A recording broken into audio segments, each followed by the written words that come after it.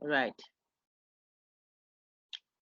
Welcome to our, I think this is the 7th week of discussion in the course Contemporary Issues in Philosophy.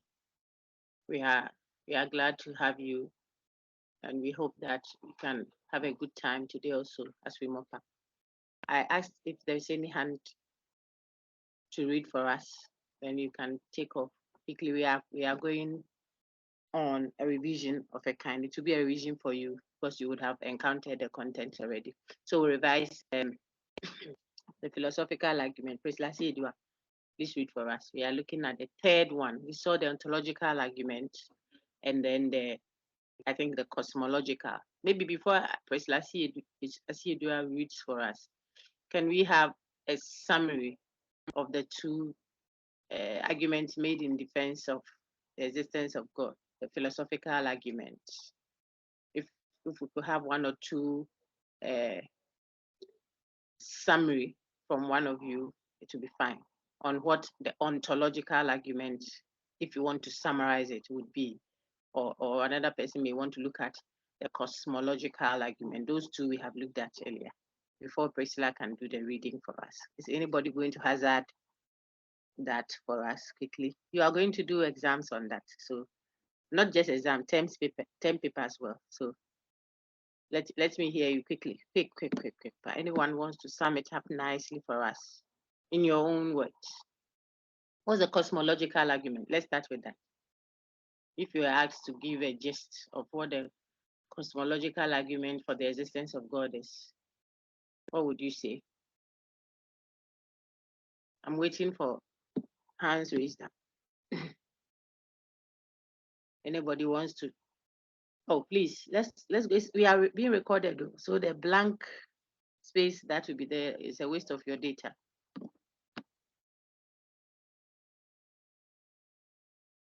We have treated that, so yes. Listen, go ahead.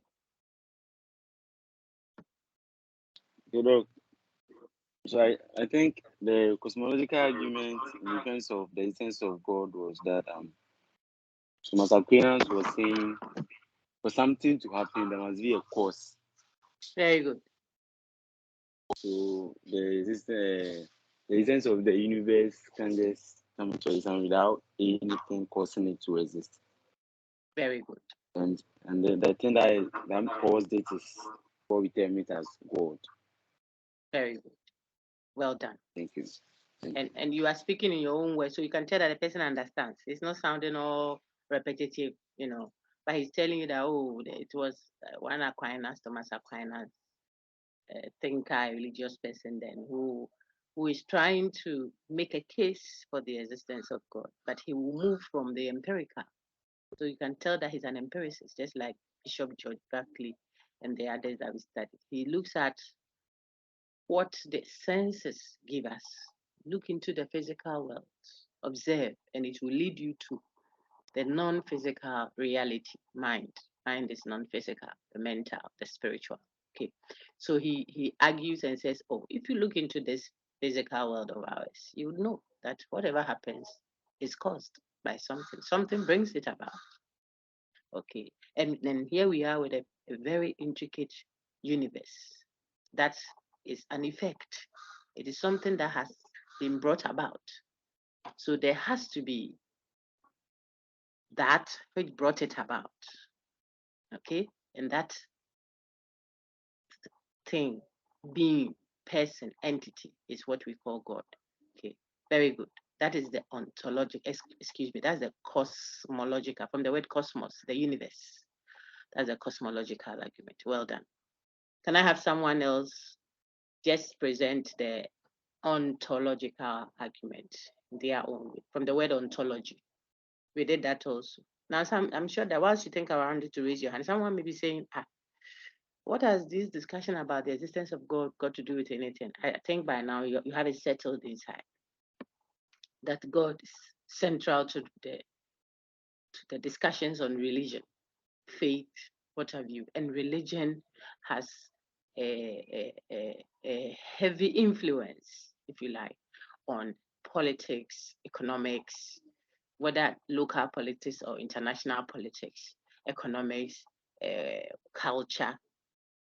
I mean, every aspect of human life is heavily, not just partial, heavily influenced by religious morality, the justice systems, what have you, are all based on or heavily, affected by the religious perspectives that drive the time. You see, so when we are discussing contemporary issues, you cannot sidestep the issue of God and religion. And that is why it is important to see it. Whether global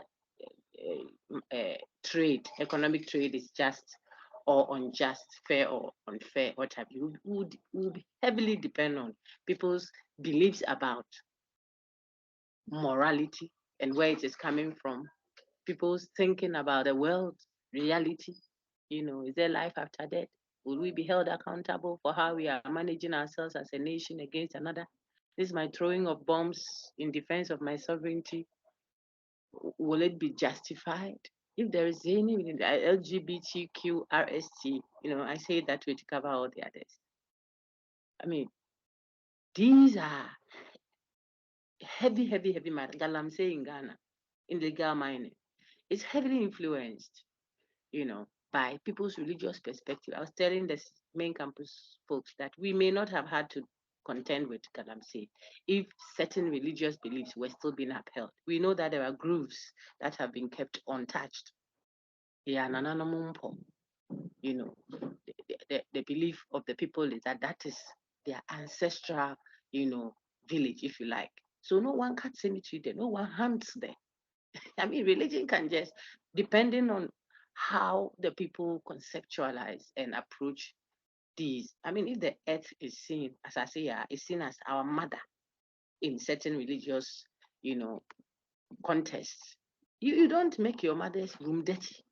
It's as simple as that. So people will not go throwing rubbish into the river bodies or visiting and hunting, peculiar, strange animals. They will say this one is grandma that came to visit us. So you see that even our ecology and our environment and what have you, and how it is kept and managed and sustained and preserved, all have heavy influence from what? Our religious perspectives, if only they are situated properly.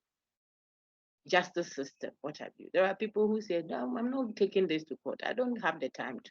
I leave this person in God's hands. That is one person. Another one will say, I'm going to Nogoko. By the time I return, nobody will take that which is mine. So there are social, settings that do not even need to. I'm trying to show you the impact, the relation, the connection between religion, morality, for example. What's the other one? Science, empirical study, the extent to which we can say that this is a scientific matter. We are not getting good harvest, for example. The sun is not shining or the rain is not falling. And based on faith, which religious perspectives we are dealing with, in addition, of course, to the scientific enterprise, there might be one or two, pacifications to the gods. That's still religion, or to God. I know that the Christian folks, at least in Ghana, would raise a mantle of prayer at the four corners of Ghana to halt any, activities of terrorists or to bring inflation to a halt and stuff like that. Must that necessarily be antithetical to scientific study? In other words, that the finance minister would have to pray his way into halting the inflation. Is that all that he has to do? Perhaps not. Perhaps he must be very much on grounds with the academic bit, the scientific bit, the research bit, yes, but can the non-physical part have a role to play in that as well? You see, so discussing this as philosophers is in place. That's all I'm trying to show you. So that we don't think that the world has to have a materialistic interpretation and just that, because there are a lot that materialism, empiricism, if you like, or the empirical science cannot explain. Even those that presumably had been explained, some have turned out to be false. Look at the number of COVID jabs people are still taking, and the various, versions of COVID. And now there is Lassa virus, or whatever, and it will keep going on and on. Some are unexplained. This is what is going on in the text I asked you to read from Jeche, the relation between science and math. And so roll back 2 steps and come back to where we are now. We are trying to look at why or how thinkers, philosophers for that matter, have made a case for the existence of God, even in the face of counter responses from others who think, there are no grounds for making a claim of a supposed being called God. Okay, so we are very much in our element when we discuss the theme of what religion, and within that, central to that is the concept of God. Okay, we have seen the cosmological argument earlier and the ontological one, and we are just recapping so that we have a good grounds to build on. That thinkers, people labeled as philosophers, have found reason to say that there has to be God, philosophically speaking, not even faith matter, but there has to be. Even others think that if you want to even stake a lottery around it, is wiser and better, a better wager to say that there is God. Just in case there isn't, you lose nothing. Says we saw that earlier. But if it turns out that there is, there you are in. We saw the problems with that as well. So here we are. We have recounted cosmological. Let's have someone else, and please do it very quick. I don't want us to. It's Friday, it's the end of the week, and we need to end the week well and take some rest over the weekend and be rejuvenated for the next week, which is the 8th week. You see that 8th week of an 11-week semester there. We have covered so much, so we have to be descending, if you like, from high up there. So the posturing has to show that it isn't like the takeoff of a class that people are still finding their footing. All right, so let's get the ontological argument summarized from one of you quickly. Thank you, Vicente. That was a good one. Then Priscilla can read for us. I'm waiting for a hand to shoot up, so you can do that. How will you summarize the ontological argument? Okay, let's take Beatrice. I'll take Beatrice. Go ahead, Beatrice. Harrison's hand is also up. Afterwards, Harrison can round it up nice. Good morning. Good morning, my lady. Ontological view argues using a priori logic. Then a philosopher named Anselm is one of the main people who argue using this method. He uses 2 ways to describe how things God exists. And these 2 arguments are either the thing is existing in the mind or is existing in reality. First of all, he says that anything you can think of which is great in this life, God is greater than that thing. So because of that, he thinks God exists. Sorry. No, you're making a good effort. You're trying to say it the way he says it, which is fine. But if you could just use how you understand it to present it, it saves you all the stress, because they are philosophers, so they're a bit intricate. Sometimes they go round and round and round and round, but the concept we are dealing with is not as straightforward. Okay. But after all was said, how did you understand it? That way you bring it out your own way and capture the main thing. Let's see what Harrison has. Thank you, Beatrice. Harrison. I know.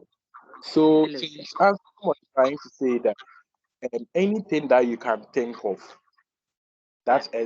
anything that you can think of actually exists. So if you can think of God, that means He exists. You can't say that with this whole beautiful world, God doesn't exist. Like He wasn't the one who even created it. Before you can even think of something not existing, that thing has to exist before you can think of the fact that the thing doesn't exist. Okay, thank you. Let's do a quick recap of the ontological argument. Okay, it will help. So that is what I have on my screen now. My lady, could you kindly read that? Let's start from the very beginning of the ontological argument. It's important that you get it. Descartes gives an ontological argument of the existence of God. And then we also saw it with, on my screen now, the ontological argument is an a priori argument. The first thing you should take note of. A priori, it means it doesn't depend on observation, like the cosmological one would do, like the one we are going to do today, the teleological one, from the word telos, purpose. They will all look at, you see that the people proposing that are described as empiricists, yet they are idealists. Empiricists, because when it comes to the source of knowledge, they say we come to know via the senses. The ideas that we develop to come to know were built up from gathering through sensation. So Bishop George Berkeley would be one. You would see same for St. Thomas Aquinas. He's labeled as an empiricist. When it comes to how we know, I want you to get that because it will give you some inkling on what they are doing. Yet when you ask them what really exists, the question of metaphysics, not the question of epistemology, which I've just answered. When it comes to how we know, they think we go through the senses to know. So you will see that they will be arguing from order. The fact that there is design, the fact that's the teleological one we're going to do today. The cosmological will say, look at the world. So physically, there is a world created. You see such an intricate world. There has to be a first cause to this world we see. Why? Because everything that happens must have been caused. Where do you know that? From observation. If you plant a seed, then it grows into a tree.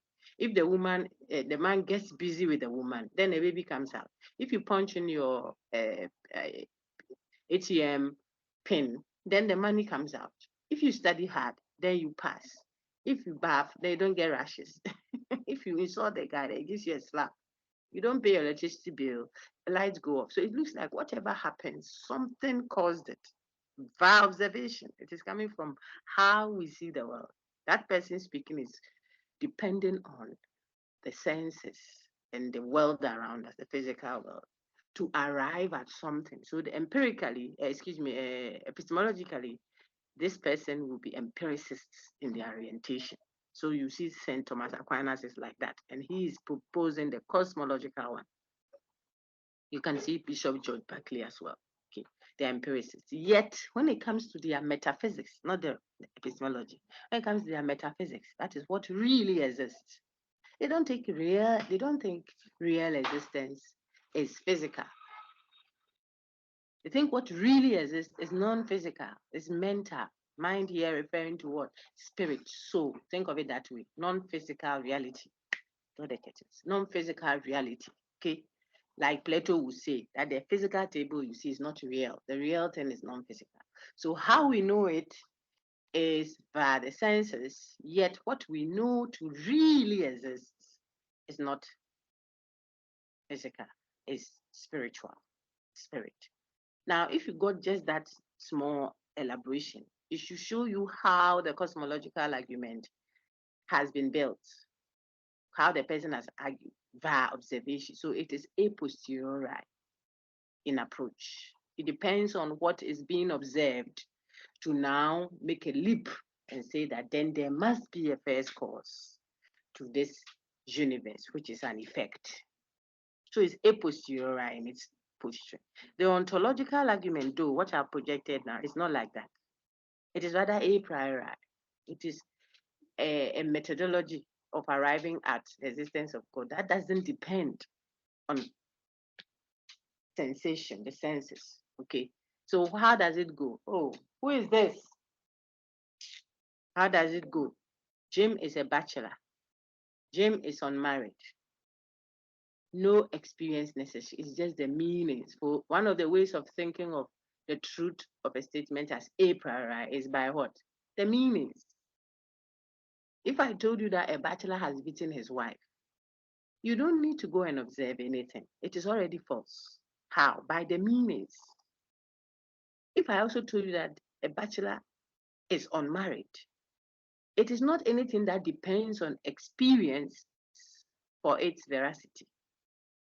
It is by the meanings. You know that a priori, independently of observation. So we are setting you off, showing you that the argument from ontology is a priori in nature. Okay, so some instances to remind you of what a priori reasoning is. I have 2 apples. I have 2 additional apples. Then it will mean I have 4 apples. So 2 plus 2 means 4. It is not anything that you need to go and observe before. I told you about if you have sat in my class from level 100, I would have mentioned that example. If I were visually impaired and I was begging for alms, thankfully our visually impaired students don't do that. But if I were begging for alms, I can't see the money. But if you told me you were assisting me and you told me that Dr. Miles came to pass by, she has given you 30 cedis, or better still, 3 cedis. And T.A. Mawuli just passed by. He has also added 2 cedis. So Dr. Miles gave 3 cedis to you, and T.A. Mawuli has also added 2 cedis to it. I can't see, remember, the visually impaired person cannot see. But he can understand that 3 plus 2 cedis, 3 cedis plus 2 cedis must be equal to 5 cedis. If the attendant wants to tell him, oh, you can't see, 3 cedis plus 2 cedis has become 1 cedi. The visually impaired person can tell you, oh, I can't see 3 cedis and 2 cedis, but I can understand 3 cedis plus 2 cedis, because we don't see 3 cedis and 2 cedis before we know that 3 plus 2 will be 5. We don't see it. It's not your seeing of it. It's the meaning of 3 and 2 put together. You see. But if it was the lady passing by was wearing green dress or red dress, then the person who cannot see, the visually impaired person, may have to depend on the attendant. Oh, you said Madam is coming. They said the person who give us a breakthrough today will be wearing red. Then you will depend on the attendant. Is the one coming wearing red? You say, no, what he's wearing is ash. You have to depend on him, because that is not analytic. That is not a priori. The truth or falsity of redness, the person wearing red or green, is not something you can use analysis to tell. You have to observe. You see. So it won't be a priori, it will be a posteriori. But this one, 2 plus 2, I just went all around about like that to let you see that the introduction here is still showing you a prioriness. The fact that the argument of ontology is a priori in nature. So that's another example for you. We still went further to show you that because it does not depend on experience, look at the box, only showing you that these 2 examples of argument, no experience is necessary. You go further and tell that because there is experience is not necessary, we describe that as a priori. Look inside the box, a priori. So these are just to give you those, reminders that you should know from level 200 or so, level 100. Okay, so this one tells you X is that which nothing greater can be conceived. Now we are hatching the ontological argument, at least from Anselm's view. What does he say? X is that which nothing greater can be conceived. 2, existence in reality is better than existence in the mind. Okay. 3, S exists in reality. That's the pattern of the reasoning. That's how Anselm's reasoning is like. Now, one of you should read this. We are still revising the ontological argument because I don't think the 2 responses capture it succinctly, but it's fine. Go ahead. Someone read for me. Who is reading? Krista, please read this and let me use it to remind you of the ontological argument. The ontological argument. Saint Anselm. The argument for the existence of God is one that doesn't depend on premises that are grounded in experience. I've already explained. Just a minute. That is what I just explained for you. The premises are not grounded in experience. Now I think it is clear.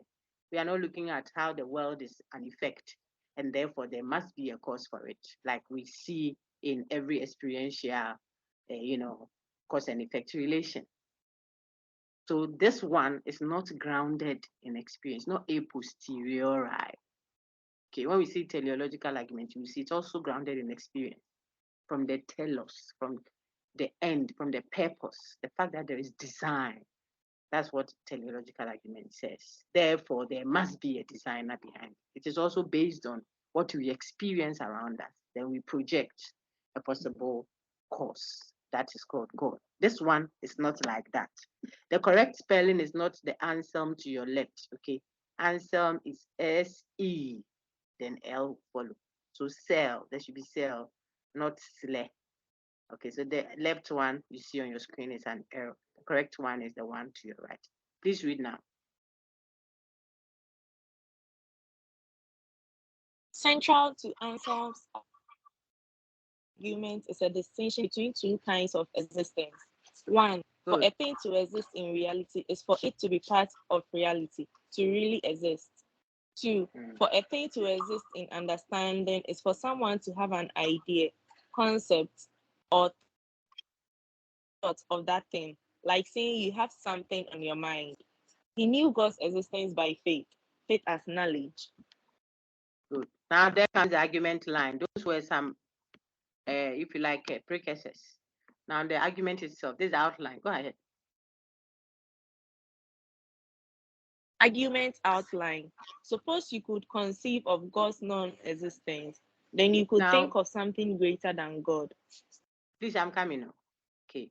So he's showing something you just the like thing. God. I'm coming. Just a little interjection. It will help you understand it. So we have seen how Anselm distinguishes a thing's reality proper from a person's conception of a thing's reality. Okay. You have the things existing is different from my knowledge, my conception of the thing's existence. So he's going to now start to adapt reductio ad absurdum, reducing to absurdity. Don't let it become too big for you. You just argue in a way, you start from somewhere and end. You're arguing and conclude. But the concluding part or the conclusion should lead to an absurdity, an error. So that you can now say, you see, when we went this way, you see that it took us to what? A deadlock. It took us to a bad end. Therefore, our starting point is wrong. That's the mode called reductio ad absurdum, reducing to absurdity. So you argue from somewhere and then it leads to a conclusion that is absurd, incorrect, not pleasant, whatever, wrong. Just to show that, you see, we shouldn't have come from these premises. Our premises are sick. That is why they took us to this error of a conclusion. That method of reasoning hasn't actually said that the A is correct or B is correct, but it's just telling you that when we started reasoning from premise A, it took us to the conclusion that is absurd. So it means, as for premise A, dear, it doesn't lead us to what we are looking for. Then by that, he jumps to say, therefore, it has to be premise B. Okay, so he uses a priori method. It's not depending on any observation. And you will see that one of the critiques, he hasn't shown us whether God actually exists or not. He has just shown us that when we assume that he doesn't exist, it takes us to an absurd conclusion. So then, the starting point, which said he doesn't exist, leads us to an error. Then he must exist. But have you shown whether he exists? No, that was a critique against him. That's what is going on here now.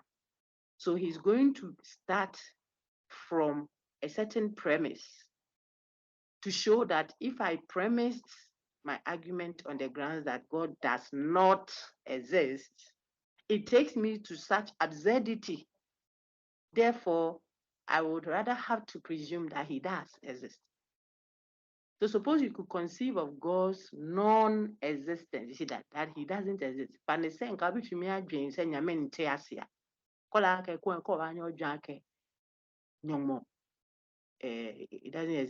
call it Nyomobe. Fande senkebetum adwumu de nyame nte ase. See, take it that you could have conceived. This is the conception, reality in your mind, not the thing's actual reality. So take it that you could conceive in your mind that God did not exist, Vanessa. Let's start and see what it will lead us to. Then you could think of something greater than God. something just like God, but existing. So first you start by saying God does not exist. Okay, so what exists is not God. But you can think of something that is greater, like God, but this thing existing. Then 3, God is a being than which none greater can be conceived. You are still thinking to show that as for thinking about it, you can think and create something, but whether it will lead us to actuality, something useful, something valuable or not, is what we are showing. So you can conceptualize, suppose you can conceptualize a non-existing God. Then you can conceptualize some God that is greater than the conception of God you have. God is a being than which none greater can be conceived. Now think that God is that being that you cannot think of a greater. You see that we are ending in contradictions. You are thinking that he doesn't exist, and yet there can be a being greater than this God that you say is not existing. He's showing how conceptualizing God that way creates confusion, absurdity. You want to say it doesn't exist, and yet you are able to think of that being that will be greater than the non-existing God. How? But nothing can be conceived as greater than God. This is where the conception, because if he's not there, how are you able to conceptualize that which is greater than him? It can't be, because he now is not there for you to see that his capacity is 98%. So that you say you have conceptualized 100%, therefore it's greater than him. You can't. So nothing can be conceived as greater than God. Why? Because already the starting point is trying to say he's non-existent. I told you what the method is. The method is reductio ad absurdum, reducing to absurdity. You want to show that if we start by saying there isn't any God, this is the confusion it will generate. We say he's not there, then we try to conceptualize a being that is greater than him. How can you do that conceptualization of that which is greater than that which does not exist? How? That can't be done. So God's non-existence is inconceivable.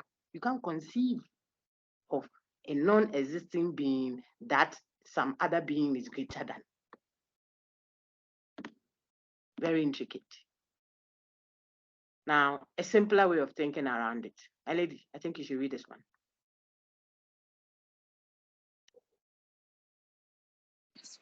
Another way to think of it.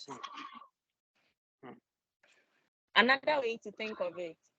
Anselm, in effect, defines God as a perfect being. A perfect being have all perfections, omnipotence, omniscience, omnibenevolence. Existence is a perfection, or so Anselm seems to say. Therefore, God must have existence. God must exist. To deny this is self-contradictory. It would be like saying triangles have 3 sides by definition, but there is a triangle with only 2 sides. Please read. The form of the argument. Note that Anselm's argument is a reductio ad absurdum. It offers a proof that God exists by assuming that God doesn't exist and arguing that this leads to an absurdity. This would mean we must reject the assumption that God doesn't exist. So I think this slide should capture it simply for you. Anselm's argument adapts what? A reductio ad absurdum method, which simply means he starts at certain premises, assumptions, and then shows how such an assumption will lead to what? Absurdity. Only to point out that, so you see, this is why we cannot start with this premise. What was the premise? The premise is the assumption that God does not exist. When you start with that, it shows you that even that starting point doesn't help you to conceptualize a being greater than such a non-existent being. And immediately, it won't be possible now to even think of what? A being greater than him. Why? Because he doesn't even exist. if you start the way he has started, blah, blah, blah. So with these kinds of assumption, we won't even be able to engage. There will be absurdity. Therefore, you can't have that starting point of an assumption that God does not exist. That's all. It's the logic of it. So if you saw that one, look at the objections you can raise. You see what ontology means? Being. It has to be for you to even conceptualize a being greater than him. That's why it's ontological. It's the being of God. Descartes also does something like that in his meditations 1 to 6. After the 1 and 2, and then the third one, he starts deducing the existence of God, and from that to the existence of matter. Okay. Now, look at the objections you can raise. I say it's a discussion from the being, the ontology of God. So God must be in order to avoid the contradictions entailed in arguing that he does not exist. How does he do it? He says, try and conceptualize a being greater than God after you have assumed that he does not exist, and see whether there won't be confusion. When you just say, well, God doesn't exist. If God doesn't exist, in your mind, try to conceptualize a being that is greater than a God that does not exist, and see whether that makes meaning. It doesn't make meaning. It will lead you to absurdity. You can't even conceptualize. When you make such an assumption. Therefore, there has to be something wrong with how you are thinking, says Ansel and his folks. Logic, a priorness. Nothing from, if you observe the world, look at how the sky, like I said in the main campus recording, the sky has been hanging up there all these many years. Nobody has blocked it. Look at this, the sea has been boiling and boiling. No one is fanning it for years. I mean, there has to be a being that is the cause of all this, not just the design. The design one will now go teleological. They are a bit related, the cosmological and the teleological one. Okay. These ones are from the observations you are making. And I think it's clearer now. But for the ontological one, it's talking about the being of God. Either like Anselm's own, it has to be presupposed before it can even make meaning to reject it. You have to assume his being before you can even start conceptualizing a being that is greater than him. So he then has to be what? The epitome, the very meaning of existence. That's the one that we said, think about it another way here. He's not a being that will be subject to other beings. Now remember the paper we read when we're discussing God and evil. He has to be the very meaning of what? Omnipotence. Not that he is omnipotent. He is what it means to be omnipotent. He is what it means to exist. Existence is him. Not that he has existence, like you and I exist and Achu doesn't exist now. No. God is what existence is. So it is not a predicate adding to him. It is his being. That is another way of looking at it. After you have shown the absurdity until the not accepting that he exists. So some objections are that there are various classic objections to this one. One of them is what? One tries to show that the argument is invalid. That if we reason the same way in other cases, we get false conclusions.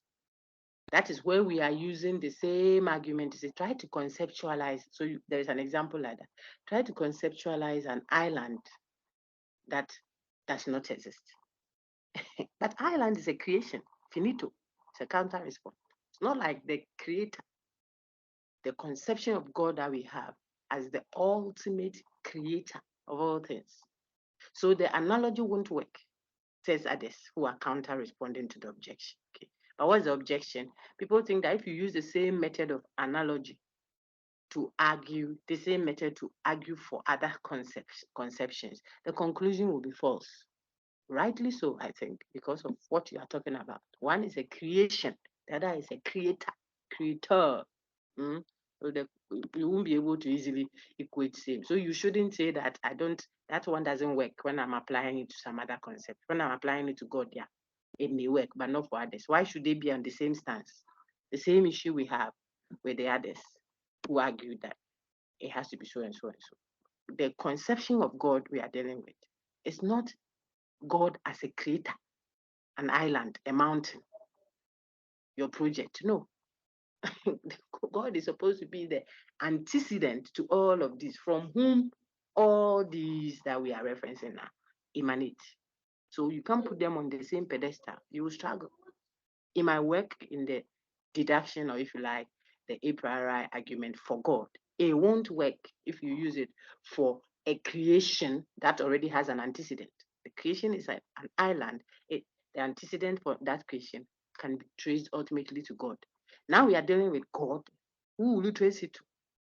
That's the problem. So you shouldn't. And so if it's an objection, well, that's the counter response. You see it on the other slide.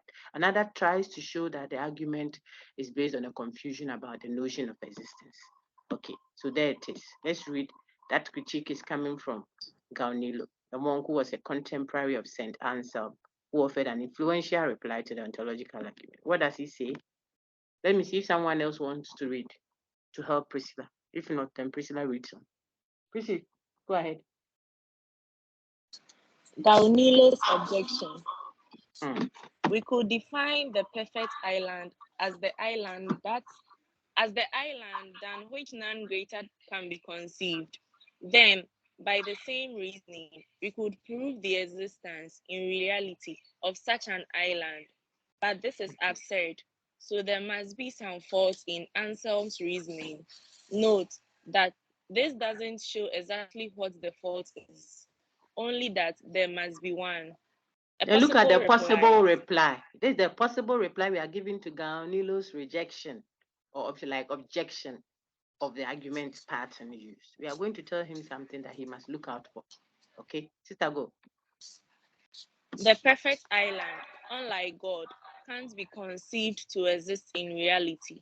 For any island we think of, we can think of a greater island. The perfect island is like the greatest number. Yeah. Is God really different in this respect? Perhaps the idea that God is an infinite being is relevant here. And that is it. That deals with the objection, if you asked me. Okay. So the method adapted, you may read around Descartes' ontological argument too. Okay. I think Descartes' own also comes from something like saying, if I'm imperfect, I'm an imperfect being, yet I can conceptualize perfection, goodness, what have you. Then that idea of perfection cannot come from an imperfect me. There has to be a being from whom flows the idea. Remember his clear and distinct thoughts thing, which we later dictated a secularity in. If you didn't do the Descartes paper very well, or rationalism, you did a jumping around, then now you need it for clarification. Okay. But he's saying that there's some secular, we critique Descartes for some secularity in how he proves the existence of God through what clear and distinct thought, and yet substantiates or supports his clear and distinct thought by saying that God will make such clear and distinct thoughts valid. You see, secular. Why should I trust my clear and distinct thoughts? God will make sure that they are correct. Why should I believe that there is God? Because I'll find out through clear and distinct thought. But why should I trust my clear and distinct thought? God will sustain them. But why should I believe that there is God sustaining them? Because I'm thinking about God clearly and distinct. You see the secularity? We saw that with Descartes. But the thoughts that even led to his thinking that there has to be a being called God is something like what we are saying. He is imperfect. That's why he has been deceived by the evil demon, by the dream, by his own self, by the sense external world. Okay. All those are signs of what? Imperfection. If you are perfect in all ways, you know all things, you can't be deceived, what have you, then he shouldn't be deceived by his dreams. So Descartes is already imperfect. How would imperfect make sense without perfection? How will you say something is bad when you can't conceptualize good? See that? You can say it is not good only because you understand good. You can say it's imperfect only if you can conceptualize perfect. This is Descartes. Now, if there is a conception of perfect or perfection, it can be an idea that he had by himself because he's an imperfect being, he says. He cannot be the source of perfection when he himself is imperfect. So then there has to be, there we go, deduction. There has to be a being, not just an idea hanging there. The idea must originate from an ultimate source, a being just like himself, who is imperfect. There has to be a being that is the epitome of all perfection. So he didn't know everything. Then there has to be a being that knows all things, omniscient. He is not all powerful. He couldn't overcome it. Then there has to be a being. So this being must have all that is opposite to him, so as to be the source of the ideas that are now perfect. What idea is that if he's imperfect, then it presupposes that there must be perfection. Otherwise, imperfection doesn't make sense. Simplicity. The brother was holding his wine glass in his undicat, drinking wine small, small, and reflecting. Because but look at what he was doing, thinking very heavily and deeply, meditating. So then this ultimate source, all powerful, all knowing, all benevolent, it has to be all good. The very meaning of existence is what he must have. Now, this being will then give him the idea of what perfection. That is what makes sense, not that it came from himself, because he's imperfect. Yet he knows perfection. But if he knows perfection, then it must originate from an ultimate perfect source. Okay, so this one is causal in the ontology, how he's deducing the existence of God. One is causal, like the cause of perfect thought in him must come from a being that is what? Perfect. That being is God, with all the attributes that we have labeled. That's one. Then that being can now sustain his thought. So one of the angles is ontological argument. So it's an ontological for Descartes. Another is, you can think of it as I don't want to bother you, that just keep the ontological one. So that is how come the being of God can be substantiated by Descartes, deductively, a priori, not from experience or anything. So you can add that to what you know of Anselm's argumentation that God is the being, a greater than which cannot be conceptualized. If you try to say he doesn't exist, yet you are trying to think of a being greater than him, that creates absurdity. He doesn't exist. Can you conceive of another that is greater than him? It doesn't make sense. He has to be, so that you can weigh him and see if another one is greater than him. So you have to necessarily conceptualize the existence of God. That is it. And Gaunilo, that's the name, tries to show that, but if we do that there, then we can do that for anything, any creation, an island, a greater than which we can conceive. That's why we can conceive. Well, that's why it's an island. It's a creation. God is infinite. There is no end. So God is the finality we are trying to establish. It's not a creation which we can find its antecedent and blah, blah, blah. Quite intricate over there. Let's look at objection number 2 of the ontological argument of Anselm again from Kant. Go ahead.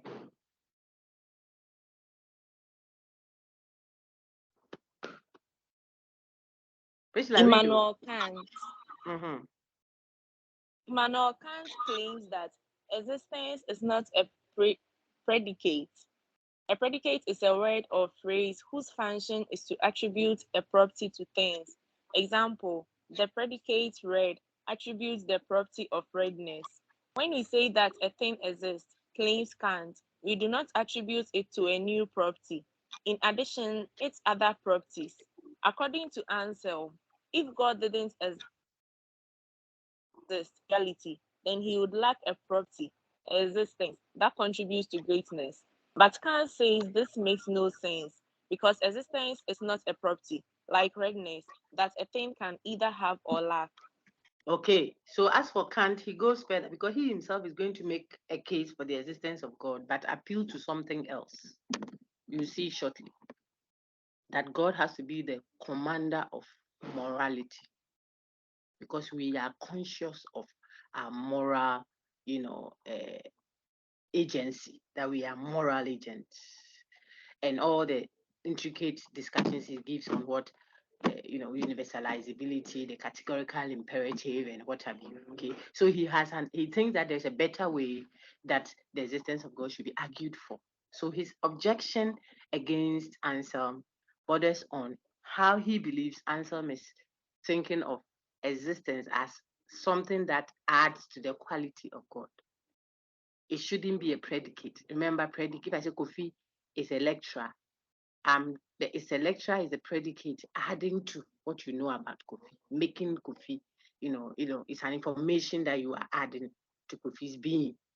So it's amplification, amplifying Kofi's being. Okay. Now, Kant says, don't think if you say Nancy exists, that is a predicate. My existence adds to my being. Achu does not exist now. Apologies, so Christian Achu that we know of, doesn't exist now because that quality has been taken from him, at least in the physical world. His account is advocating that you cannot think of the attribute of existence to God as if that one, when you say God exists, you are adding to his being. No. Existence is what he is. Not that existence is what he has. No.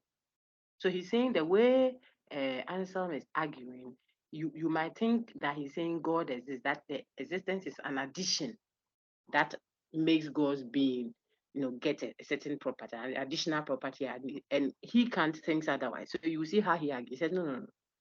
God's existence is what his being is. It's not what you add to his being. Nancy exists because Nancy can die, but God doesn't die. So don't think of existence as a predicate. Now, we are in philosophical, we are in the philosophical realm proper. So what you need are the main lines, but I try to open them out a bit more for you, for perhaps your future engagement. Maybe you want to write a paper there, you want to reflect, you want to affect a certain discourse going on somewhere. Then you know all as much as possible, the intricacies there. Okay. So what is the ontological argument? Simply put, trying to argue either, if you go Descartes' way, either from the fact that you know perfection, that there has to be a being, there we go, ontology, being, a being who is accountable for your knowledge. So I'm Descartes, my knowledge of what? Perfect existence, my knowledge of all omnipotence, my knowledge of what? Just put it together and say perfect being.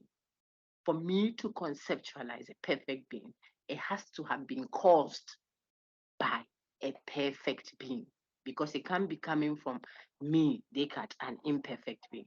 So by that, he's able to make a case for the existence of God. There has to be God who has ultimate everything, ultimate power, ultimate knowledge, ultimate love.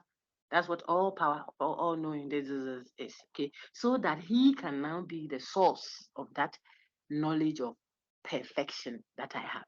But how did I get it? How did I know that there's perfection? Well, if I know I am imperfect, that statement I am imperfect is only meaningful when there is perfection. Imperfect is a negation of perfection. You can't have the negative if there is no conception of the positive. This is Descartes' argument. It's all math, deduction, and geometry, if you like. So if now I can now conceptualize perfect being, then how did I know it? Because it couldn't have come from me. I'm imperfect. Then there must be a being responsible for that. So that's Descartes' being argument, ontological argument. One of it is twofold. I think the other one has some secularity in it. So we leave it. Then our friend's own, Anselm's own, says try to think of a being greater than God after you have negated his being in your mind. This thinking of reality is in your mind. When you say there is no God in your mind, now try and see if you can conceptualize a God greater than the one that you say does not exist. How do you do that? As you see that leads to absurdity. So there must be God for you to even start thinking to negate his being. If you don't have a conception of God, you can't even think of one that is greater than him in order to make him negative. You can't. That's the whole thing. Ontology. And then we have seen the criticisms. Now, I think that's enough on the ontological.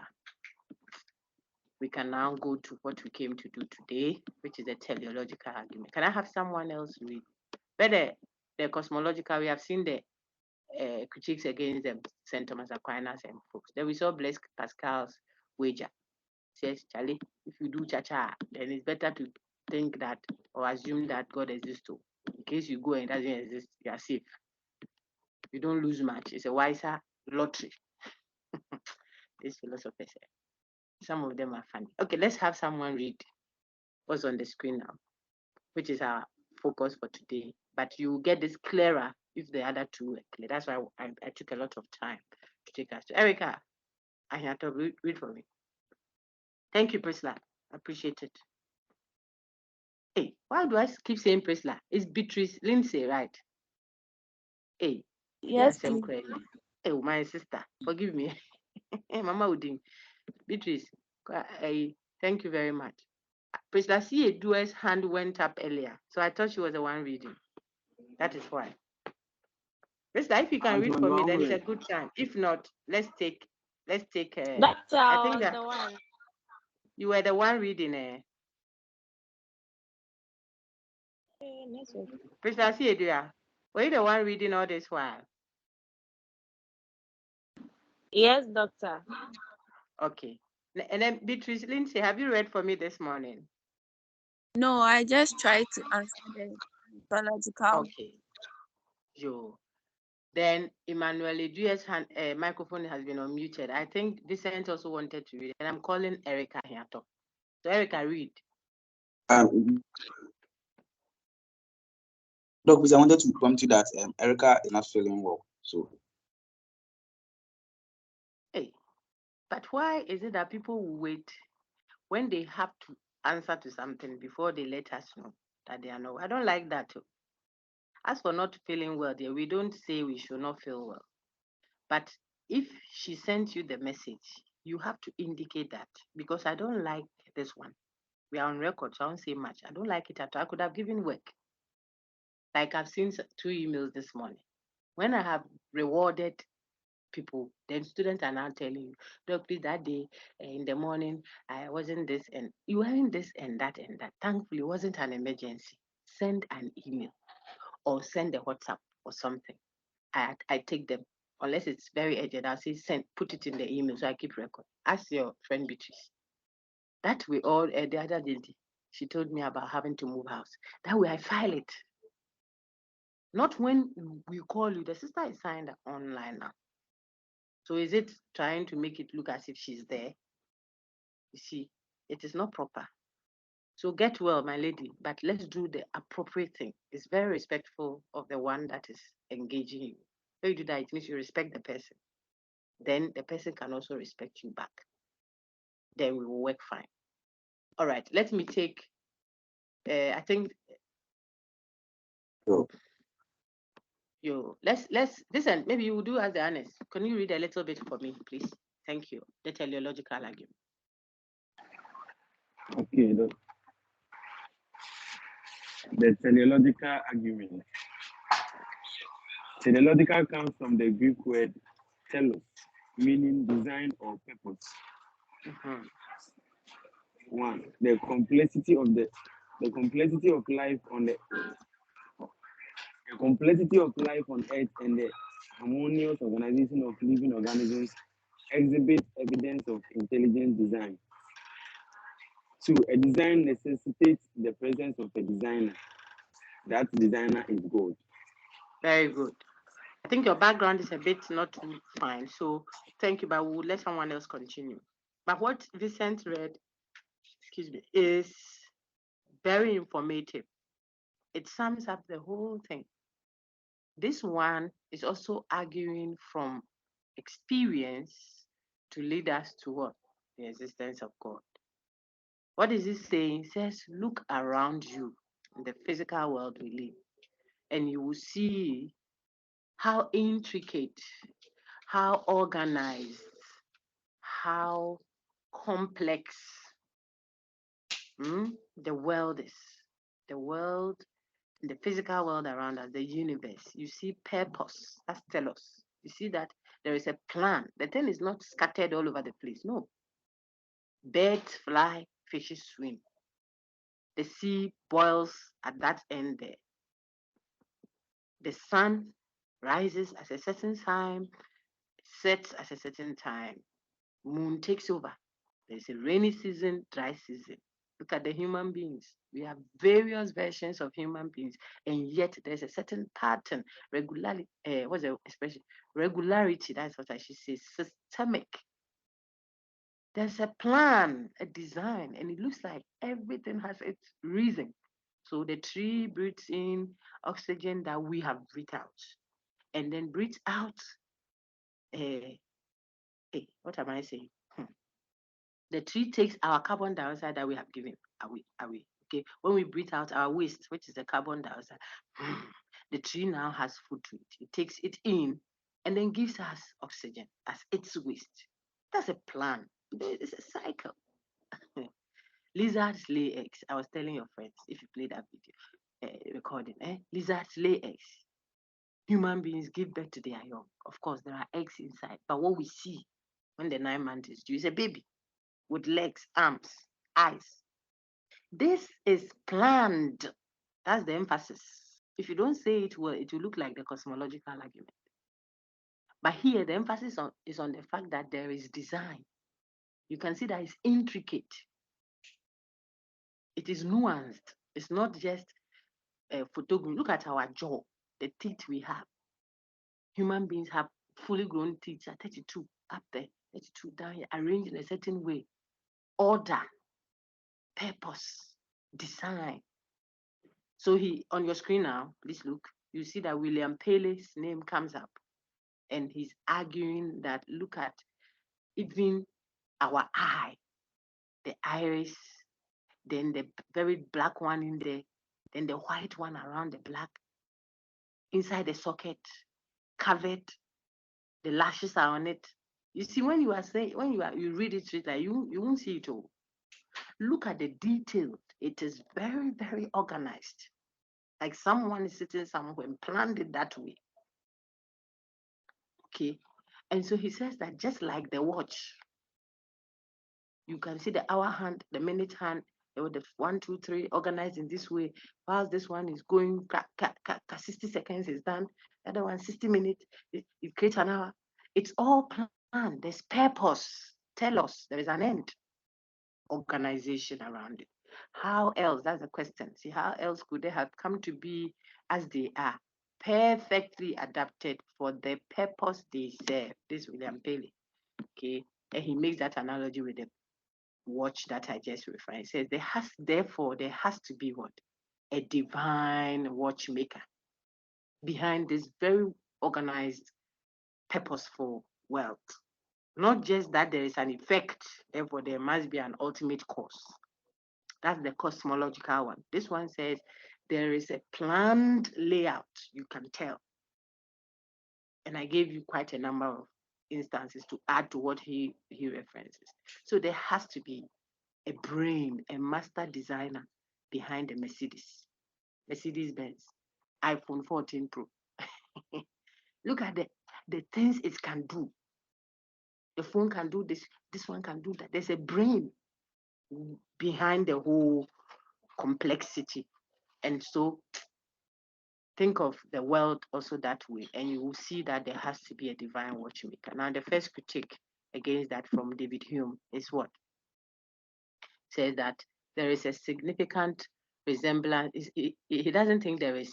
So let's read that. It assumes without justification, says Hume, that there is a significant resemblance between objects which occur naturally, like the eye, and those which have been designed by human beings. Is there a strong similarity between the two, sufficient to make the analogy strong? He is trying to say this is a false analogy. I would even say, well, yes, David Hume, you are right. God's own is more intricate. So it's not to say that there is a false analogy to say, therefore, the argument of design doesn't wash. I would rather say, I think it is lower. Meaning, the comparison works, except that God's design attribute is a higher one. Look at the world.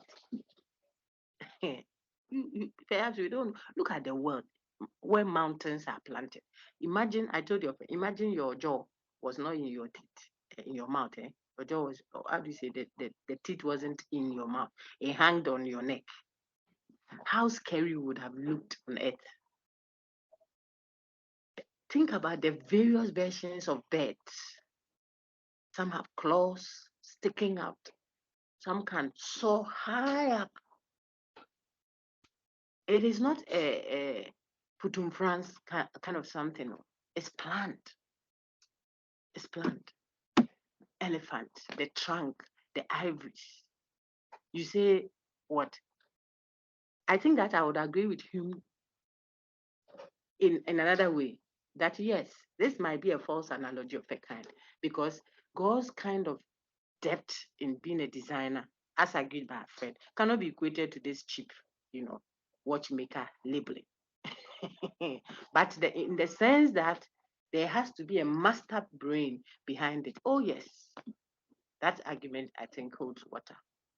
Now, it hasn't told us who God is. Okay, because if it is iPhone Pro, whatever, iPhone 14 Pro Max, I can tell who the nature of the designer is, or the team of designers are, and even go and work with them or something. Which office is God's designer shop, so that I can go there? That is the one that is unexplainable about God, and for which reason we may want to say that his is even more high up there than the one we see. Then the right one says, Hume argued that we cannot infer from the fact that examples of order in our universe have human causes, that the universe as a whole has a cause and has been designed because the universe is unique. Then by your own argument, Uncle David Hume, the universe's designer will have to be unique because the universe is unique. It's a very big masterpiece that cannot be equated to your, say, Mercedes-Benz designer. So what is your beef? What is your headache? That it's as simple as that. By your own argument, then this would be like comparing maybe the seamstress at my backyard here. No disrespect intended. Okay, she's doing her best, giving what she has, the facilities available to her. She's designing some few cabins, let's here. But you can't compare her to an international designer. So if you want to also compare the watchmaker in our friend's example, Pele's example, to a master designer who is the ultimate creator of all things, you don't expect them to be the same. So what is the problem? The universe is unique. It's as simple as that. So it shouldn't be a critique. It should be to say that this is an elevated, high level. Hey, now you there, see, look at the number of fishes in the sea. We have been catching herring, catching tuna, give me lobsters. Look at the seafood. There are different types. Some of them, when you take, even the seafood sitting on your table, grilled and cooked, the shape, how they are, look at a millipede, how I don't know what the name of that is. Is it their hands or something arranged? You think it is a joke? So it will be unique. So that shouldn't be a critique. It should only express the especially the enormity, how enormous it is, dealing with the designer of a very big masterpiece compared to being the designer of a Mercedes or being the designer of a certain clothing or a certain clock. It will have to be unique. So it shouldn't be a critique. I think it should be a strength, only recapturing what Pele is saying. Therefore, because the universe is unique, we cannot rely on another master. This one day, we are not convinced. I don't know if you are convinced. You can support him. Okay, sir, please read. No, I said we'll call someone else. So let's get Bab. Now. It's better now. Thank you so much, sir. Go ahead. Please read another one. If the world or universe was designed, who designed the designer? Now that one, listen, that one there, you and I have to raise our hands. We have to raise our hands and say, Eja him, that one part there, you have a point. We don't know how to answer that. You see, so if you're a thinker, you don't have to be blind to criticisms that hit you. That one here, it's just like who caused the ultimate causer? We ask the cosmological argument too. In as much as we want to be people of faith and want to say that, oh, you can't say this and that, that question is unanswered. Who is the causer of the first cause? It's difficult, but I think Kant gives us an inkling. Something I revised with you when we did a makeup class last Monday from rationalism. I told you, Kant says, well, perhaps we are struggling to ask such questions because we are imposing our frame of thought in the experiential world, the phenomenal world, to the nominal world.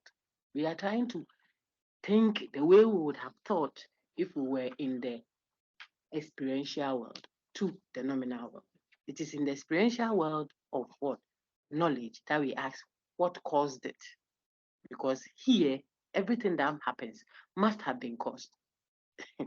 But when we are dealing with the nominal, perhaps causality is outside of that frame. In the experiential world, our frame of thought, our frame of experience is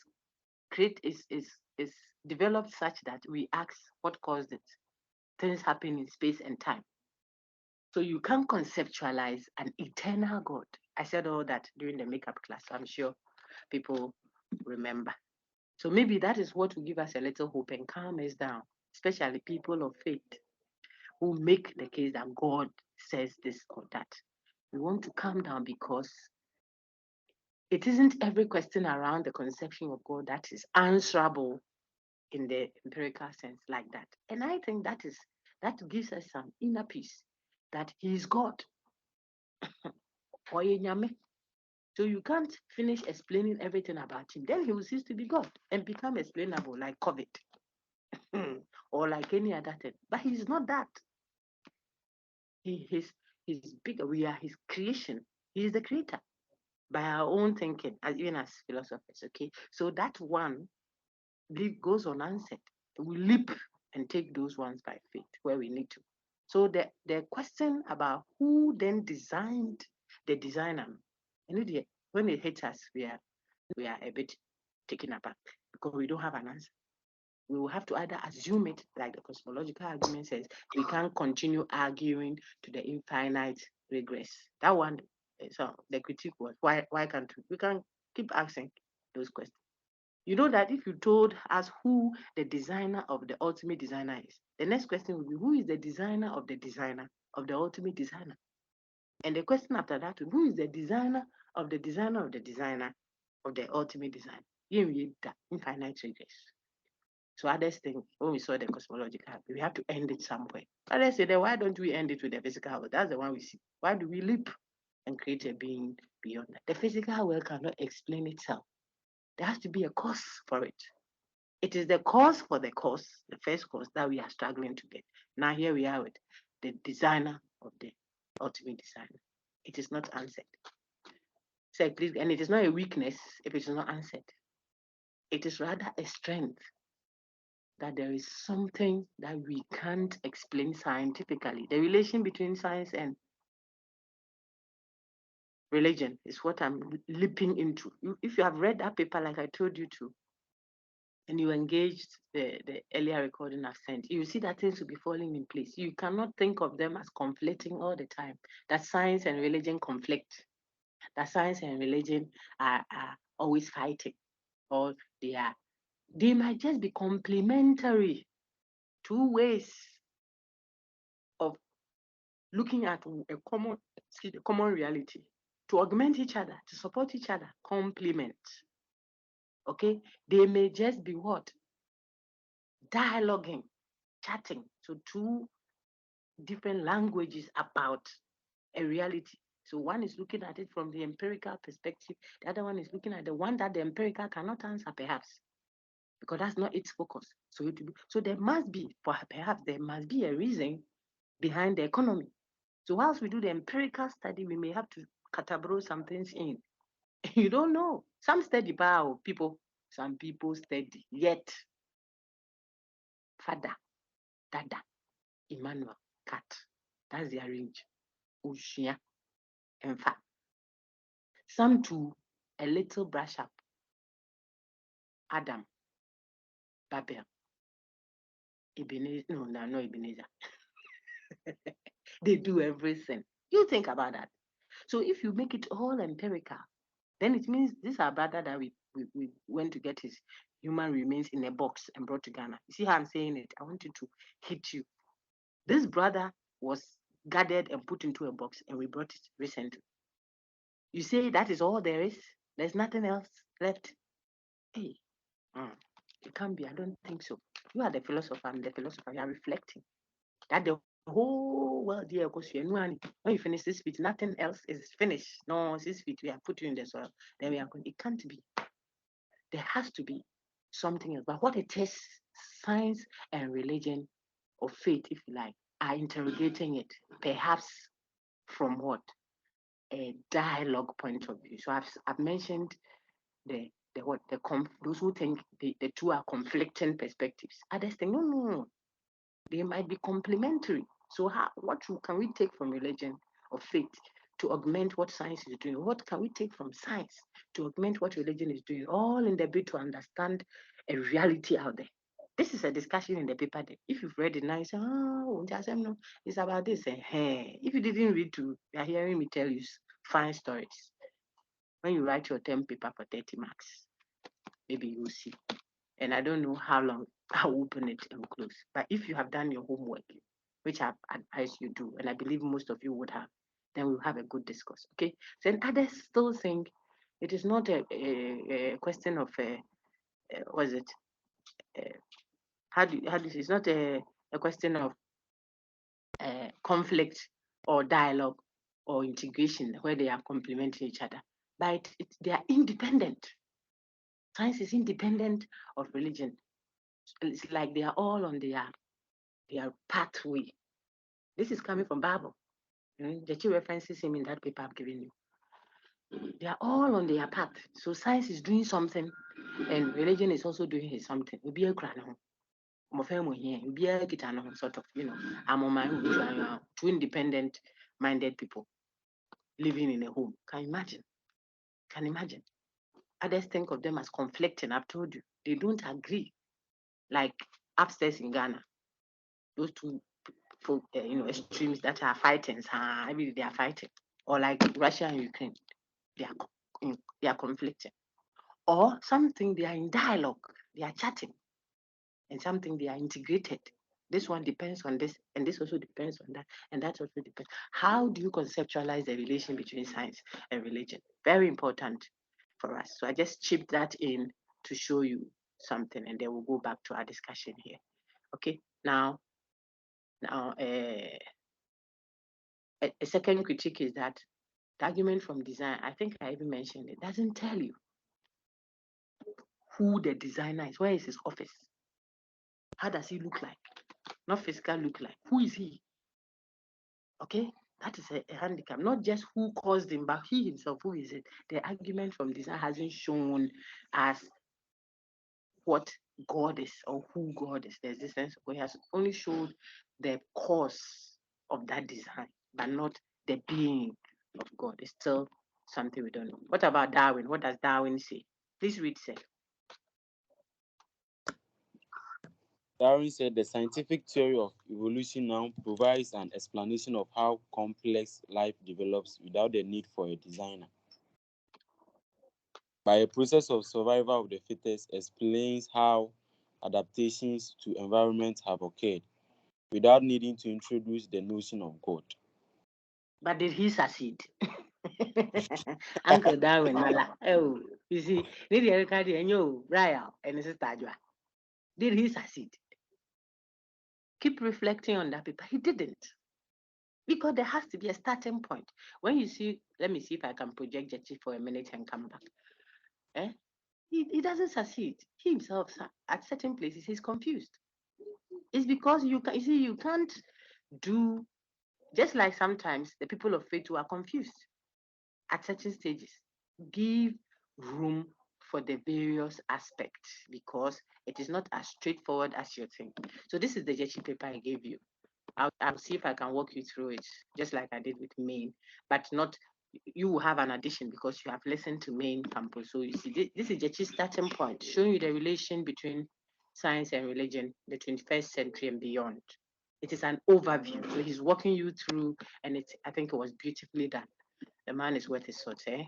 He starts by telling you religion precedes science. Look on my screen, I'll be highlighting to help you read. Those who never read anything, this paper, you will need it. So read. You see, he tells you religion preceded science. Before we even started doing systematic, search for, patterns, regularities, what have you, human beings, out of our limitations, already started searching. Look at Bible. You can read from the Bible. You can read from the Quran. I don't know much of the Quran or any other holy scripture. So bear with me when I keep referencing the one that I can speak authoritatively on to one extent. Okay. But look at even the religious texts tell you sometime before the law of the Ten Commandments was given, there were in scripture people tried to find explanations for the unexplained, trying to investigate and find the supreme ultimate being who is worthy of what their obeisance and worship, who they would believe will guide something. Some thought it was the earth. If you're looking at African, South American, Moana's movie like that, you would see some thought it's the sea, some thought it's the rock, all trying to make meaning of the ultimate world that is not as straightforwardly given as we can. But then the emergence of science, especially experimental science, helped us to let go of some of this. So this is the starting point of Jechi. Jechi tells us that around these times, there wasn't any conflict, if you like, tension or so between science and religion. Both seem to be interested. Look on my screen, please. Both seems to be interested in giving an understanding of reality. See, okay.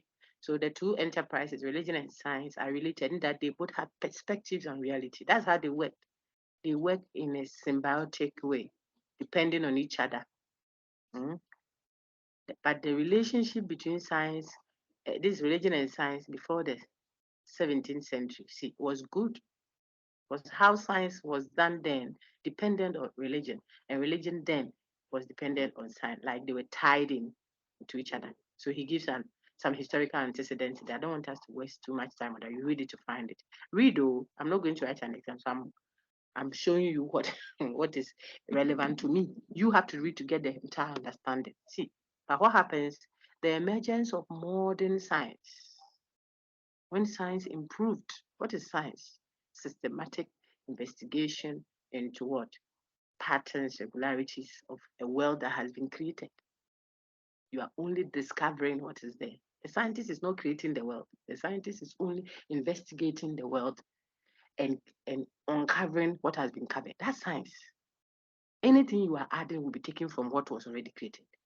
So if you create a clone of a human being, you are plagiarizing. You are never doing the original.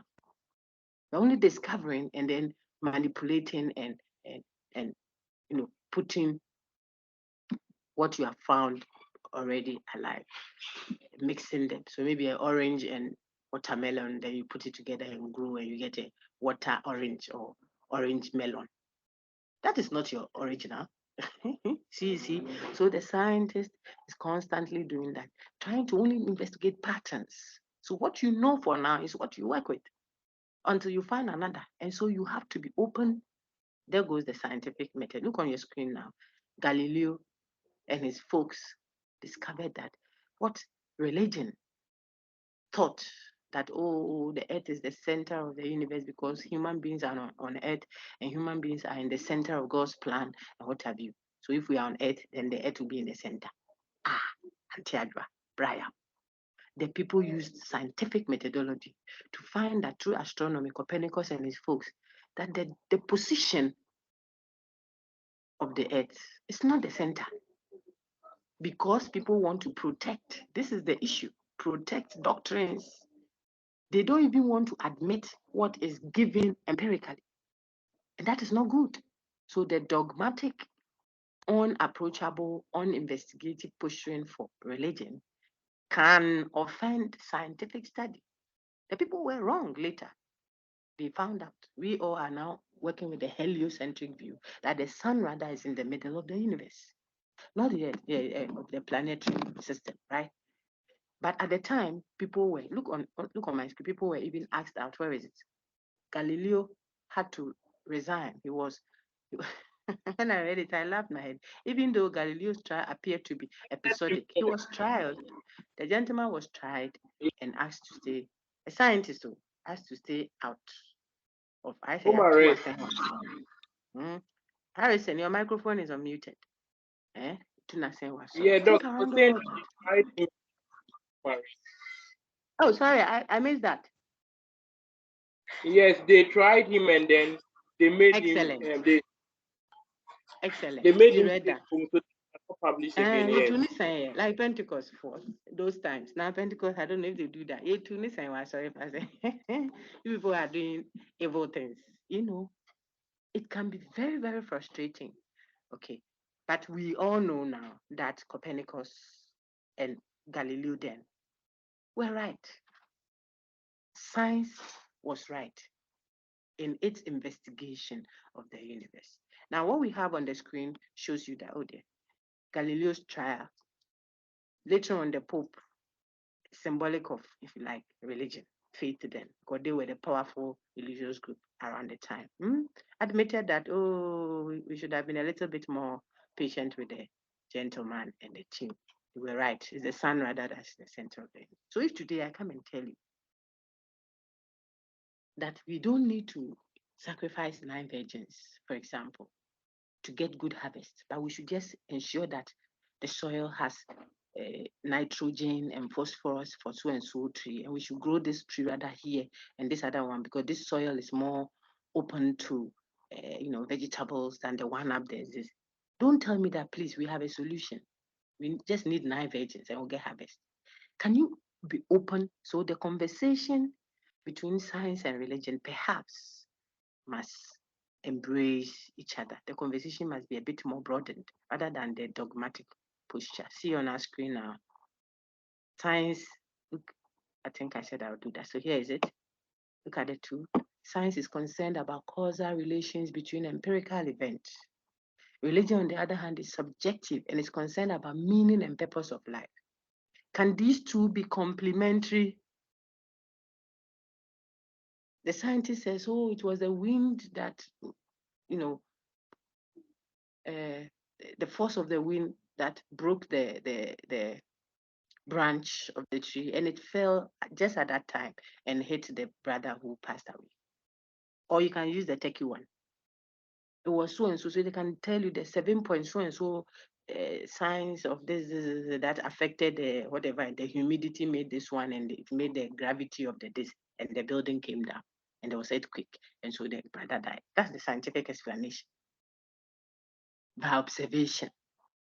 But if you ask the faith people, the question, if I say faith, now understand the religious point of view, which can be Christian, Islamic, traditional, even the traditional versions of them, Hare Krishna, Hindu, Buddhist, religions, there are plenty. That's a question we asked Pascal Bless, that Charlie, when you say we should believe, just in case it works. Which one? Because I may believe, and then in the afterlife, it might be another God I want to believe in, who will not be happy with me. So that cha-cha is still risky. But back to where we are. And the question is, why did the building fall at the time that our brother Christian Achu entered his room at that time? Why is it that it didn't happen when he was playing the snooker at his friend's home, celebrating the weekends go? Why? Why that particular time? When, from what we hear, he had just come in and had just taken possibly was not even asleep yet. He had been out the whole day, so the earthquake couldn't happen. When he was buying the apple, perhaps maybe he stopped at the junction there, bought some apple. The woman was even delaying his change. He said, "Oh, hurry up, please, hurry up! I have a celebration." And the earthquake didn't happen. That give us all the scientific explanation. Have you explained that one? That's the point. So that's why we keep saying, could there be different focus for science and for religion, which would complement each other? They will add to each other. to help us have a better meaning and purpose of life. Could it? In a way that adopting on our screen now, watch please, adopting a conflict or a conflicting relationship between science and religion will not help. How they are interacting, if it's a conflicting posturing, it won't help. If perhaps, I'm asking questions, perhaps if we say each are independent, when you're doing science, do it independently of religion. And when you're doing religion, there shouldn't be a science to it. So wearing COVID-19 masks to church means you don't have faith. If you're a child of faith, why are you wearing spectacles? God says he will give you the barren will not live in our land. So don't do any medicine. Just go to church and try. Church here meaning faith. It can be mosque, can be whatever. Okay. Don't even take the medication. You'll be well. Really? Mosquito repellent? Oh no. God created mosquitoes too. They have to eat. So I should let them. My people, if you conceptualize the relationship or the interaction between science and religion that way, would it work? Think about it. Or is it rather a dialogue? I've said that. Or they are integrated. This 4 ways of thinking about the interaction between religion and science, according to Jechi, comes from Bible. Look at the name. This man is a professor of physics and religion. Okay, so the discussion goes on. It's a bit nuanced.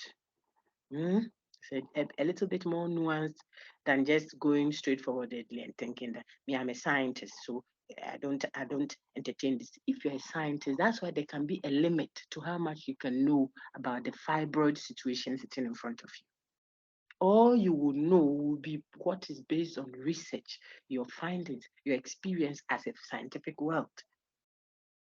Sickle cell patients and what often happens to them will only be based on what you have experienced, you as an individual plus your cohort scientific world.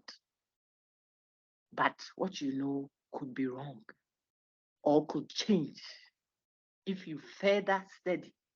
And I think any serious empirical scientist knows that. And so the research is the heartbeat of scientific study. You search and you research.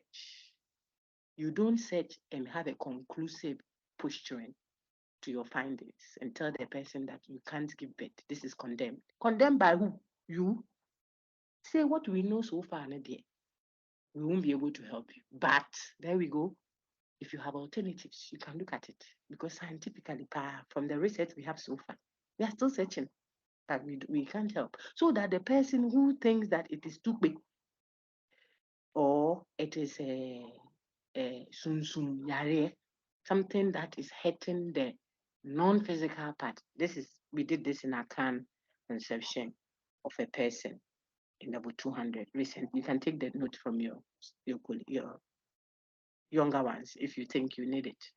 But think around that. It can be sunsum yare. Somebody is, what's sunsum yare? Sunsum yare means what?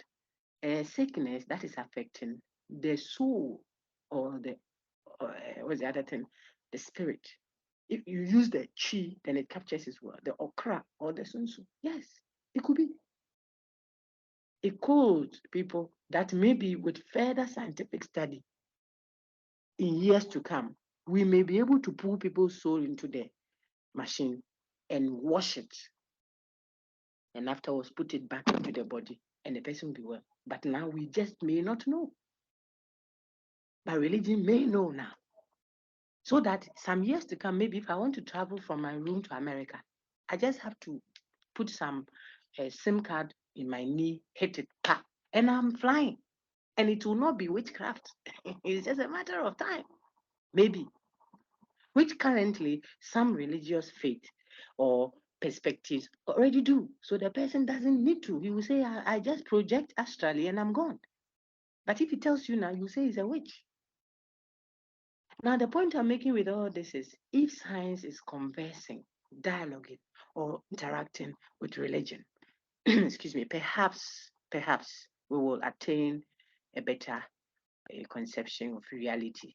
Take note that what is really there is not put there by you or me or any scientist or philosopher or religious person. That sense of humility must always be there. Never a sense of dogma that is not open to further and better, if you like. Not always better in the positive, sometimes deteriorating, but another perspective. You listen, go and wait and make a choice. But others won't listen. They are not like the Berean church. All they know is this is what we have known since the time immemorial. We won't change it. Okay, so that's something like that is what is going on there. And Jechi tells us of the reaction from one professor who says, all this while I thought I believed in the Darwinian view. So this natural theology and design, okay? You have seen it already, the argument from design. So we will not go into it much. But see the challenge that has come from Darwin, and that's where I'm going to, which you saw on the other set of slides. I want to connect the ideas there. Darwin's view and how he rejects the evolution, the creation story, but replaces it with something that he doesn't give us antecedent to. The small particles. How do they start? They came from nothingness. All of a sudden, small particles. The small particles must have been caused before others can evolve from it for you to come and have the survival of the fittest. You haven't given us an alternative. So a fine professor, according to Kwame Jechi in the University of Ghana, said that, oh dear, now if the one that started the first small, I want to find that for you, and then we have made some good headway. He says that if we found, where is that? Well, before we get there, you see Einstein, you see Newton. These are all fine thinkers that do not want to dissociate, science from religion. They put them together. Exactly. Here we are. So on the screen now, you see the evolution and creation story, which is connected to Darwin on the other slide. That is where we look at Charles Darwin here, proposed the evolutionary theory in his famous work titled On the Origin of Species. And so when you read, you can add more. But this is what I was talking about. Jechi says he's taking a quote from Darwin's book. Quote, I'm inclined to look at everything as resulting from designed laws, with the details, whether good or bad, left to the working out of what we may call chance. See Darwin, he's saying that, oh, I'm inclined to think of it that way, that everything is as a result of chance. But see the starting point. Everything resulting from designed laws that have been structured.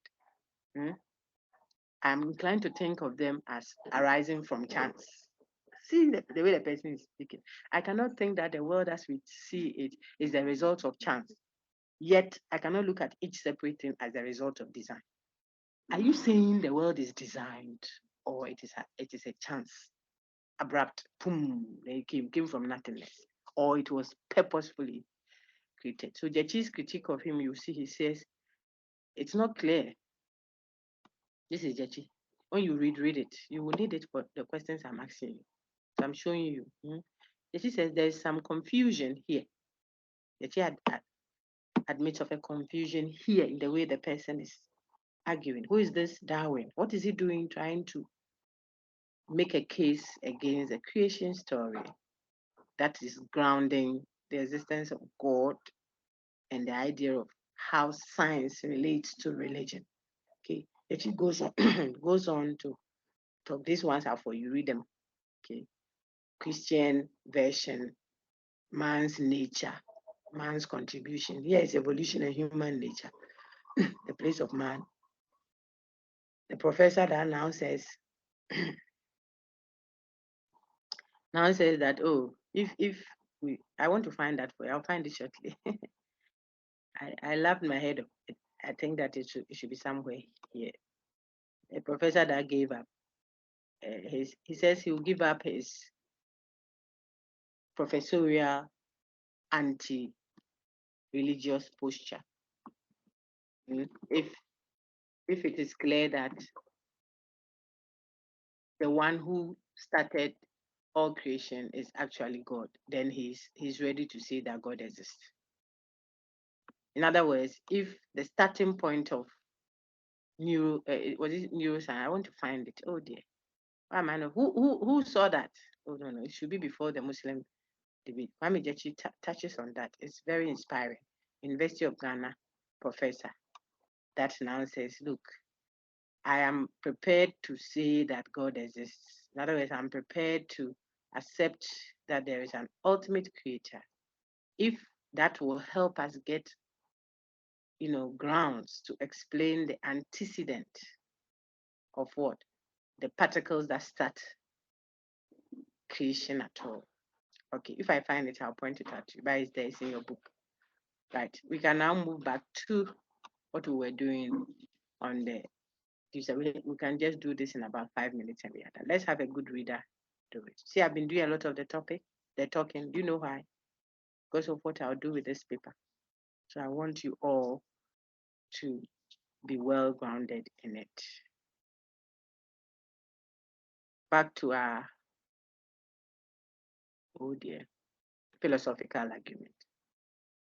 So please go ahead. So that is Darwin and the criticism against him that he shows you over there. It's not consistent, and then he hasn't told us what the starting point should be. Please read this one. Kant's moral argument. Kant argued that man must assume the existence of God and life after death if he is to make sense of his desire for happiness and its moral duty. Kant also believed that the uniting of man's desire for happiness with man's moral duty could not occur in this life or without God's power. Therefore, it is morally necessary, not rationally necessary, to assume God's existence. Very good. So it's not a matter of rationality. Reason can't help you because reason is already captured in the frame of the experiential world. So it is a moral duty. It goes beyond just reason. By reason, see, when you do your categorical imperative, moral philosophy, you are now doing it right. No, we did it last year. You will see how he differentiates the various forms of imperatives. And then the one that is categorical, blah, blah, blah. This one is not based on reason. See, it's not rationally necessary.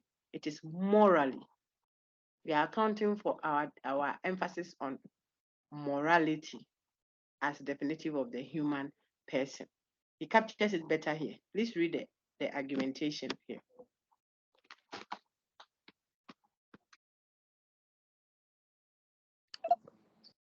The formal moral argument. 1. Morality consists of a set of commands. For every command, there is a commander. Therefore, there is a commander that commands morality. Commands only carry as much authority as doers their commander. Morality carries ultimate authority. Therefore, the commander that commanded morality carries ultimate authority.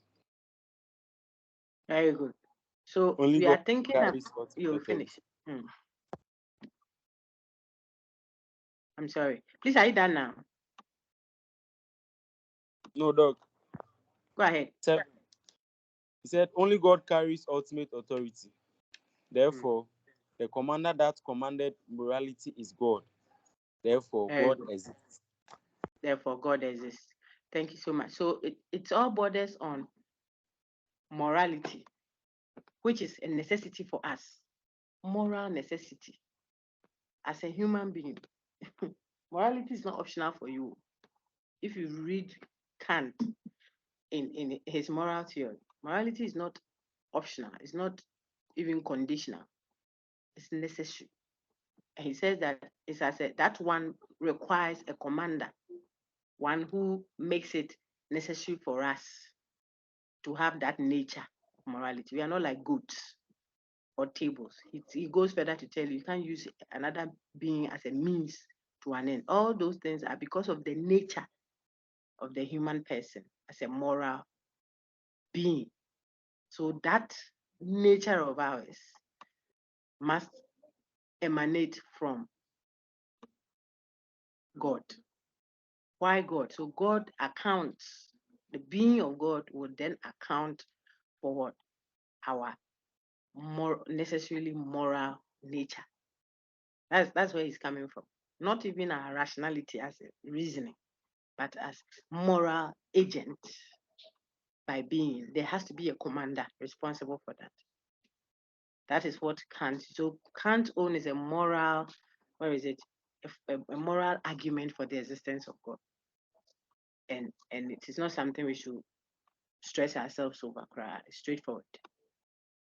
The reason why goats and cows and what have you are not held morally accountable is because they are not moral agents. We are.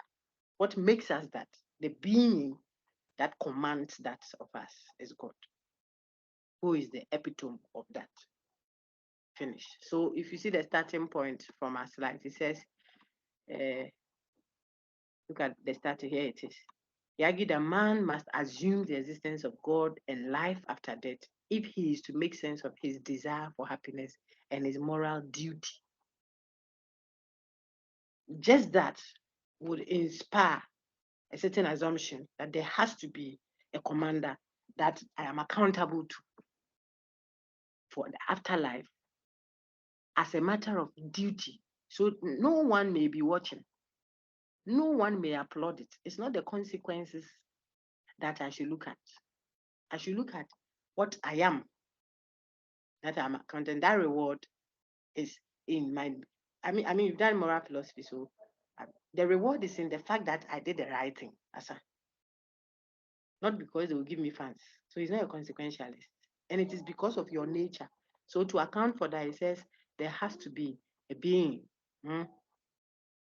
There must be an afterlife and a just God who for whose reason, if you put it formally, that's what your friend just read. Excuse me, read nicely like that. The problem of evil we saw already. Okay, so is it God punishing us now? Last two has come, or He's training us so that we can become better, or that the problem of evil we dealt with. Read this just for intrigue. I think I did it with main campus. The Charles Darwin argument. I cannot persuade myself.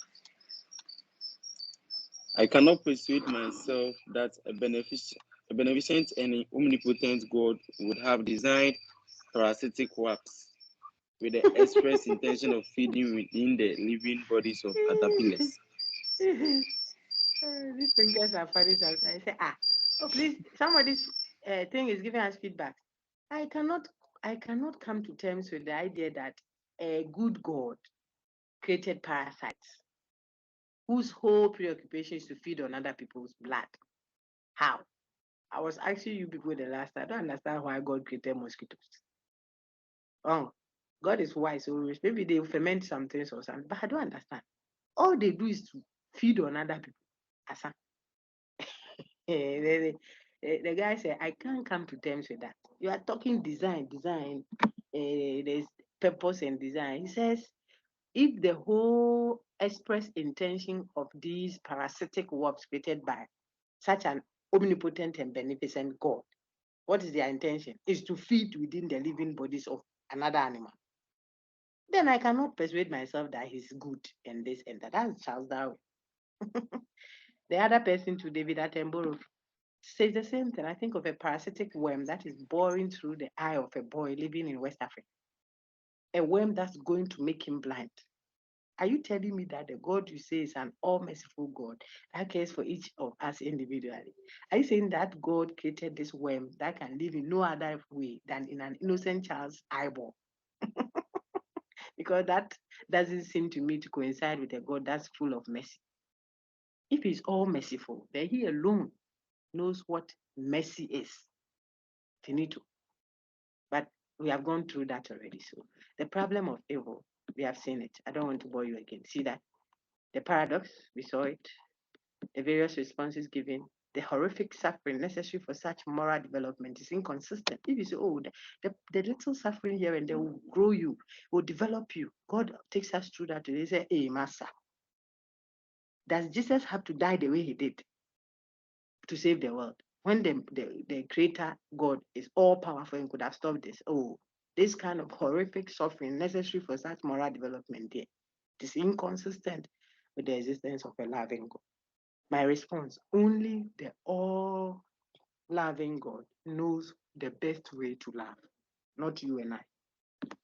So we might feel so sad about what is happening, but only Him. If you say it's all loving, then let Him define true love, not you and I, who are inadequate. So why does God allow suffering? All this we've done them.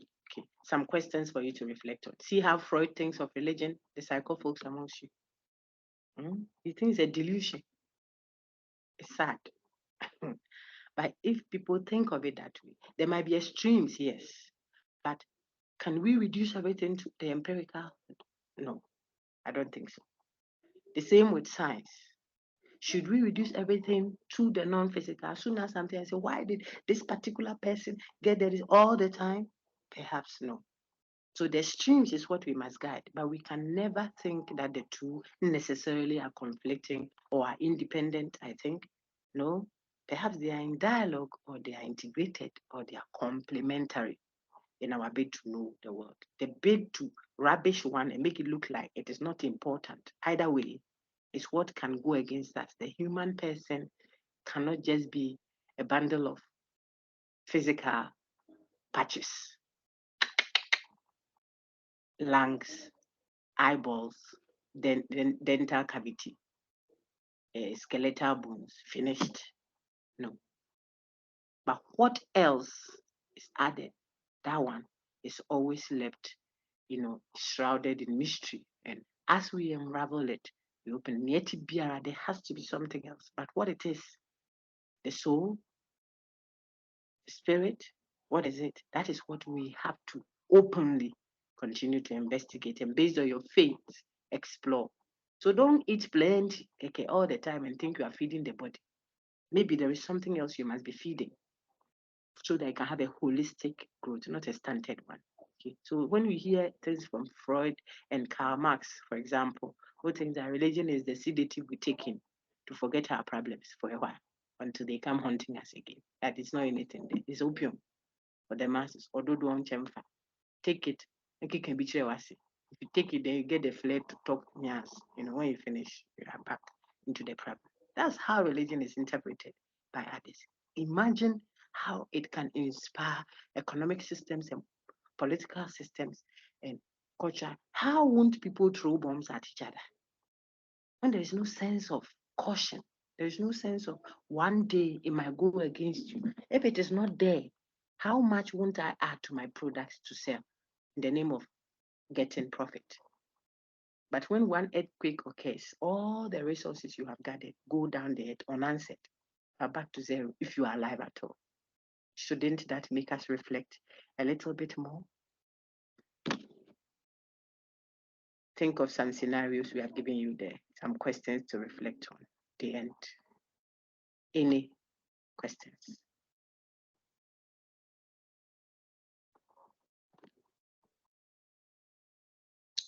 Any questions?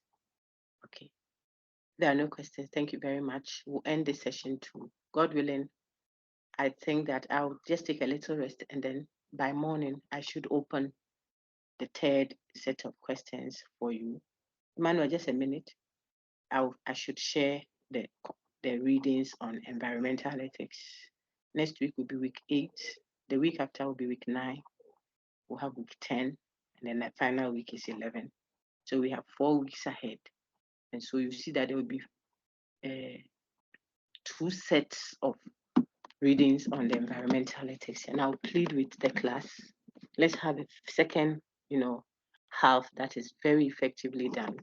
You'll be enriched, but more importantly, you will earn your grade also, okay, in the course. If you don't do that and we end in a not too pleasant way, it will affect you, and we don't want that, okay?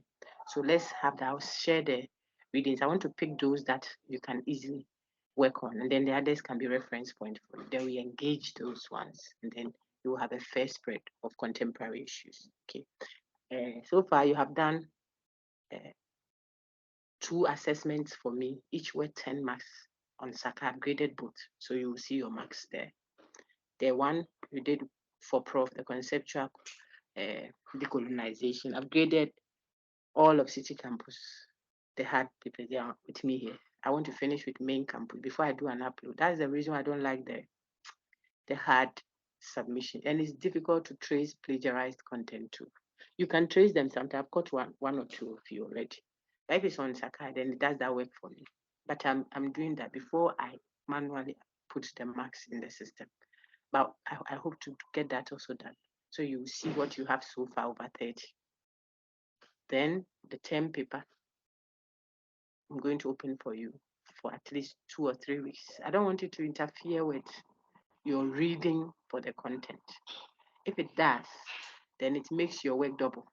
You are reading for the session ahead the next week, and you still have some readings to do to answer. It makes it too much fun of a burden for an elective. You are doing other courses, so I'm very conscious of that. But you have to earn that mark. So we'll see how we reconcile the two. Give you a good spread of time over time to do that. Okay. So immediately, what you should have in mind is look out for the readings for the next stream of discussion. It will be mainly on environmental ethics, but you've seen the course outline broken down into very important, relevant contemporary discussions. We'll pick it from there. And then look out for the 20% term paper.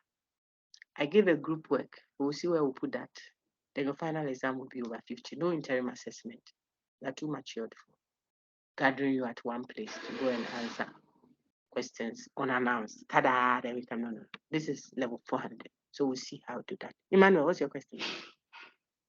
Emmanuel, do you have sorry.